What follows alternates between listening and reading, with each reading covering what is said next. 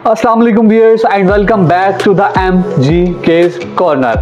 PSL final आ चुका है, प्लेऑफ्स का मरहला खत्म हो गया है और बहुत ही जबरदस्त मैचेस देखने को मिले हैं। कोयटा ग्लैडिएटर्स ने इस्लामाबाद यूनाइटेड को पहले क्वालिफायर में हरा के फाइनल में जगह बनाई। लाहौर कलंदर्स ने कराची को हराया, देन एलिमिनेटेड 2 में कोयटा इस्लामाबाद को हराया और now Quetta and Lahore Qalandars, Quetta Gladiators and Lahore Qalandars are the 2 finalist of PSL 10। बहुत ही जबरदस्त फॉर्म में ये दोनों टीमें, लाहौर कलंदर्स भी और कोयटा ग्लैडिएटर्स भी। कोयटा ग्लैडिएटर्स को फाइनल से पहले 3-4 दिन का गैप मिल गया है, रेस्ट भी हो सकती है, उसको वो पॉजिटिवली भी यूटिलाइज कर सकते हैं, लेकिन वो एक 3-4 दिन का थोड़ा लंबा गैप जो है वो कभी कभी आपके लिए थोड़ा नुकसानदायक भी साबित हो सकता है, जैसे कि इस्लामाबाद यूनाइटेड के साथ रहा है। एक वीक का गैप आया तो जो उनकी विनिंग स्ट्रीक थी वो फिर ऐसे ही टूटी कि वो उसके बाद उनके लिए जीतना मुश्किल हो गया जब वो लाहौर में आए थे। तो लेकिन लाहौर कलंदर्स दूसरी साइड पे वो भी बड़ी अच्छी लीग में नजर आ रहे हैं। जिस तरीके से उन्होंने इस्लामाबाद यूनाइटेड को हराया, कराची किंग्स को हराया, इन प्लेऑफ्स के दौरान जो सबसे बड़ा मैच था, जो हमने लास्ट वीडियो में भी मेंशन किया कि father of El Clasico, Lahore Qalandars versus Karachi Kings, बहुत बड़ा मैच था। कराची किंग्स को लाहौर कलंदर्स ने बहुत आसानी से हराया, बहुत आसानी से उन्होंने टारगेट चेस कर लिए। ऑल्दो के टारगेट बहुत बड़ा था, 191 का टारगेट था, बट उसको उन्होंने इस तरीके से चेस किया जैसे पता नहीं, बहुत इजी चीज है। ऐसा नहीं है कि बॉलिंग बुरी थी कराची की बॉलिंग लाइनअप बहुत अच्छी थी, लेकिन अब्दुल्ला शफीक ने जिस तरीके से बैटिंग की, कुशाल परेरा उनके साथ जिस तरीके से चीजों को लेके चले, फिर फखर जमान ने बड़े अच्छा स्टार्ट दिया। पहले ओवर से ही लग रहा था कि ये आज किसी डिफरेंट माइंडसेट के साथ आए हैं, आज 190 चेस करने से पहले ये लोग जाएंगे नहीं। तो जिस तरीके से फखर जमान ने स्टार्ट किया, देन अब्दुल्ला शफीक ने उसको कैरी ऑन किया। अब्दुल्ला शफीक, यार वो बाबर आजम ने कहा था ना कि किताबी प्लेयर, तो ये बंदा वाकई किताबी प्लेयर है यार। इसकी शॉट्स इतनी जबरदस्त, इतनी क्लासिकल टाइमिंग इस बंदे की होती है।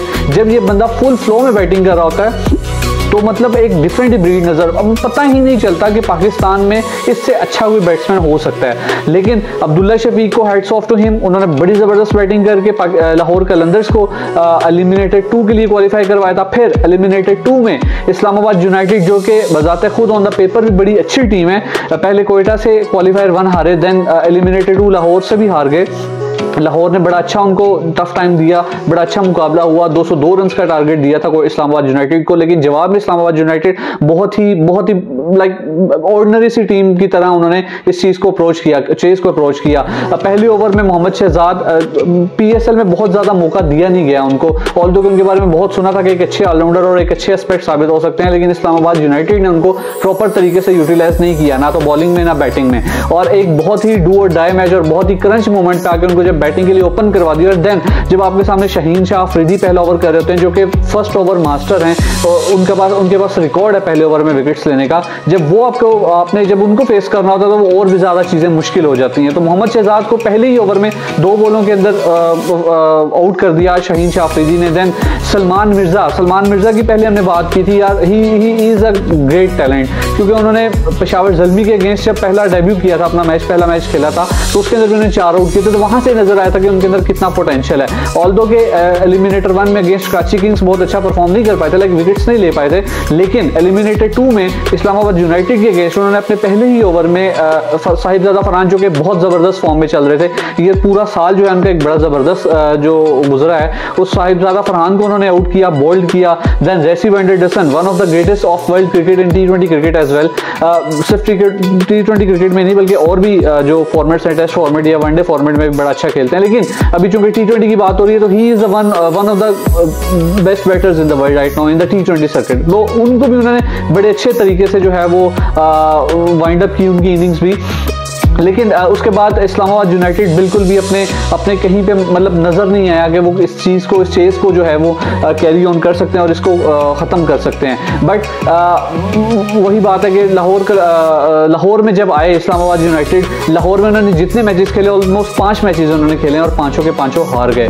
लाहौर में वो नहीं जीत सके, हालांकि उनकी टीम बॉलिंग लाइनअप के हिसाब से या बैटिंग लाइनअप के हिसाब से ऑलराउंडर्स भी उनके पास अच्छे थे, लेकिन एक बैड फिनिश उसको कह सकते हैं, क्योंकि स्टार्ट उन्होंने बहुत अच्छा लिया था, अपने पहले 5 लगातार मैच जीते थे, उसके बाद जो उन्होंने अपने आखिरी 7 मैच खेले उनके अंदर सिर्फ 1 मैच जीत सके हैं, and that was against I think Karachi Kings, it was जो ग्रुप मैच उन्होंने खेला था।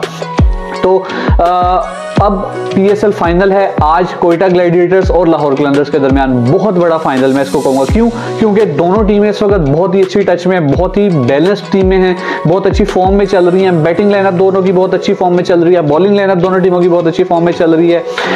फखर जमान जो कि पिछले मैच में नहीं परफॉर्म कर पाए थे, होप्स हो कि वो आज चलेंगे। अच्छा, यहाँ पे एक और चीज़ मेरे माइंड में आई, हमने पहले अपनी एक वीडियोज़ में मेंशन किया था कि लाहौर के लिए जब फखर चलते हैं तो लाहौर अच्छा परफॉर्म करता है, लेकिन यहाँ पे चीज़ें थोड़ी डिफरेंट हो गई हैं इस प्ले ऑफ के अंदर। लाहौर कलंदर्स के लिए फखर जमान ने, अगर कराची किंग्स के अगेंस्ट मैच की बात की जाए तो उसके अंदर 47 रन बनाए थे।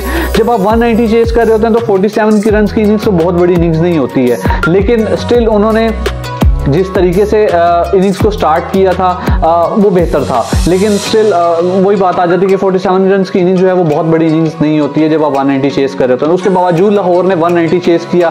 फिर जब एलिमिनेटेड 2 में अगेंस्ट इस्लामाबाद यूनाइटेड तो फखर जमान जो है वो सेकंड ओवर में टाइमाल मिल्स की बॉल पे आउट हो गए थे, लेकिन उसके बावजूद लाहौर कलंदर्स ने हिम्मत नहीं हारी और एक बड़ा टोटल खड़ा किया, अंदर उसको डिफेंड भी किया। तो ये चीज़ दिखा रही है कि लाहौर कलंदर्स इस वक्त सिर्फ फखर जमान पर डिपेंडेंट नहीं है। अगर फखर जमान चलेंगे तो that's a great aspect for Lahore Qalandars. Otherwise, Lahore Qalandars are still capable of winning this final of HBL PSL Season 10.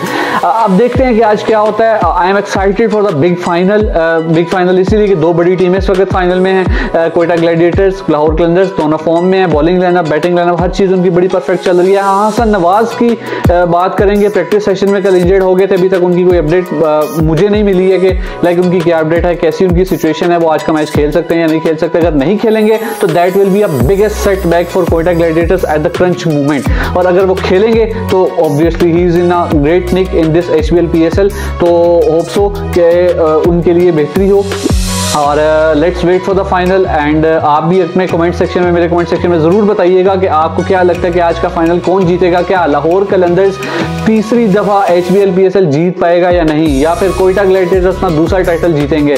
आप कमेंट्स में अपनी प्रेडिक्शन ज़रूर मेंशन कीजिएगा। फाइनल के बाद दोबारा मुलाकात होगी, तब तक दुआओं में याद रखिएगा। अल्लाह हाफ़िज़।